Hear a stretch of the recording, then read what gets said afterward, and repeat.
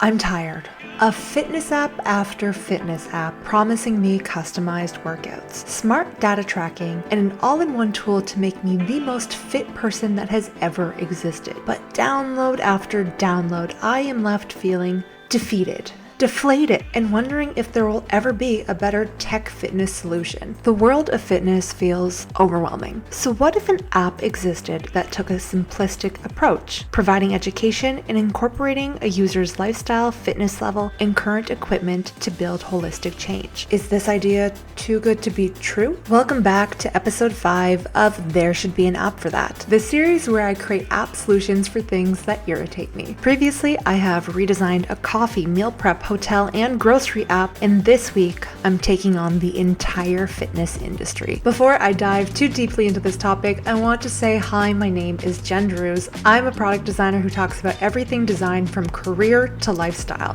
If you're also obsessed with design, like this video, comment your favorite fitness activity, and subscribe if you haven't already.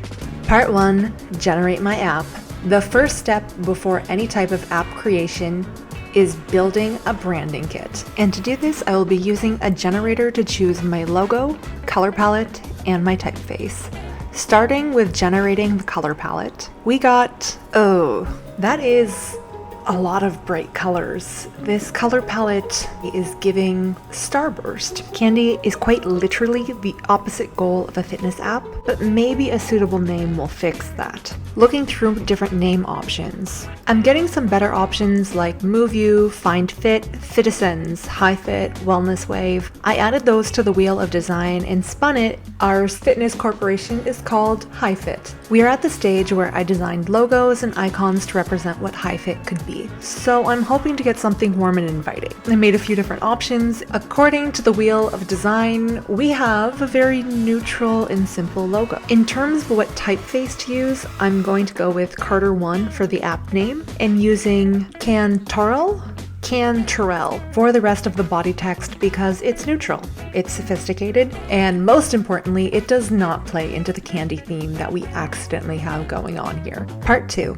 understanding the problem. There are many commonalities between the target market for Hyfitt, but the main problem connecting all of these users is, how do I get fit? Wellness and fitness are big topics in North America that a lot of people struggle with. We can see the effects of the weight loss craze through Ozempic, but we can also see how big fitness can be through companies like Peloton, which has a net worth of $1.79 billion. And they are not the only company to have a net worth as large as that. A lot of information about fitness exists, but there is an equal amount of misinformation in the fitness space about crash dieting, extreme lifestyle changes, overtraining. The problems I'm trying to solve are, how do I make fitness accessible? How do you increase holistic fitness education? And how do you make fitness a habit? There are so many directions a fitness platform could go, but knowing the core problems that my users are struggling with will really help give me direction. Part 3, user experience structure.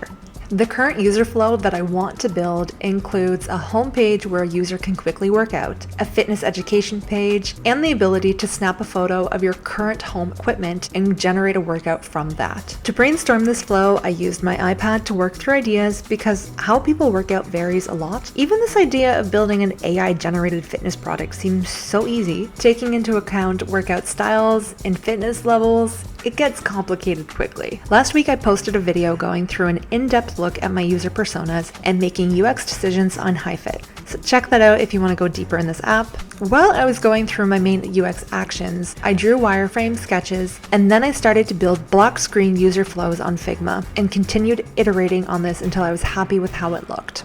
Part 4, perfecting the user interface. The challenge with the branding of Hyfitt is if I'm not careful, it will come out looking very whimsical. The colors were very starburst-esque, and the playful logo of Hyfitt doesn't help my case either. To counteract this, I decided Let's keep it simple and only focused on how to incorporate the red into the design. Pairing it with the white background and the soft grays, I sparingly used color to complement the high quality fitness images I pulled from Unsplash. I already had my flow mapped out, and now I'm going into each screen and perfecting the small details like the border radius. The goal is to make each screen a cohesive visual experience. After a lot of time went by, the final prototype of the app is ready to be tested. Are you ready for Hyfitt?